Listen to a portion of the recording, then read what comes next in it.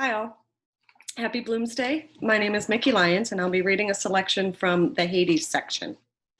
The section takes place at the funeral. They halted about the door of the mortuary chapel.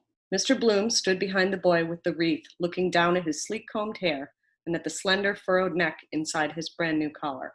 Poor boy.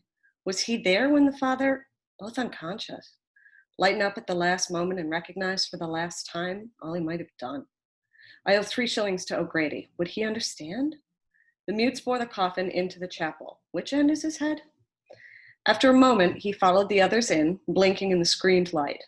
The coffin lay on its bier before the chancel, 4 tall yellow candles at its corners, always in front of us. Corny Kelleher, laying a wreath at each 4 corner, beckoned to the boy to kneel. The mourners knelt here and there in praying desks. Mr. Bloom stood behind near the front and, when all had knelt, dropped carefully his unfolded newspaper from his pocket and knelt his right knee upon it. He fitted his black hat gently on his left knee and, holding its brim, bent over piously. A server bearing a brass bucket with something in it came out through a door. The white-smocked priest came after him, tidying his stole with one hand, balancing with the other a little book against its toad's belly. "Who'll read the book?" "I," said the rook. They halted by the bier, and the priest began to read out of his book with a fluent croak. "Father Coffey. I knew his name was like a coffin. Domine, nomine, namine. Bully about the muzzle he looks. Bosses the show. Muscular Christian. Woe betide anyone that looks crooked at him, priest. Thou art Peter. Burst sideways like a sheep in clover, Daedalus says he will, with a belly on him like a poisoned pup. Most amusing expressions that man finds. Burst sideways. Non intres indugitiam cum servo tuo domine. Makes him feel more important to be prayed over in Latin. Requiem mass, crepe weepers, blackened note paper, your name on the altar list. Chilly place this. Want to feed well, sitting in there all morning in the gloom, kicking his heels, waiting for the next please. Eyes of a toad, too. What swells him up that way? Molly gets swelled after cabbage. Air of the place, maybe. Looks full up of bad gas. Must be an infernal lot of bad gas around the place. Butchers, for instance, they get like raw beefsteaks. Who was telling me? Mervyn Brown. Down in the vaults of St. Werburgh's lovely old organ, 150, they have to bore a hole in the coffin sometimes to let out the gas and burn it. Out it rushes, blue. One whiff of that and you're a goner. My kneecap is hurting me. That's better.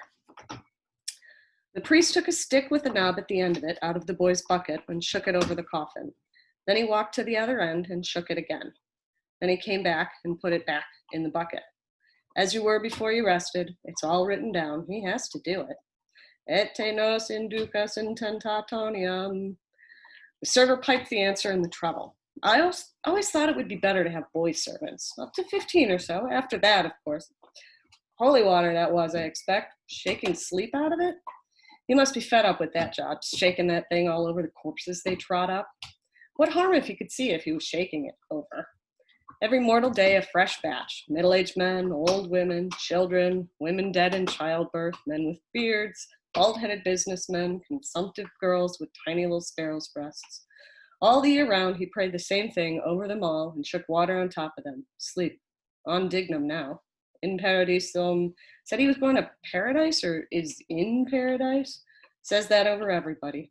Tiresome kind of a job, but he has to say something. The priest closed his book and went off, followed by the server. Corny Kelleher opened the side doors and the gravediggers came in, hoisted the coffin again, carried it out, and shoved it on their cart.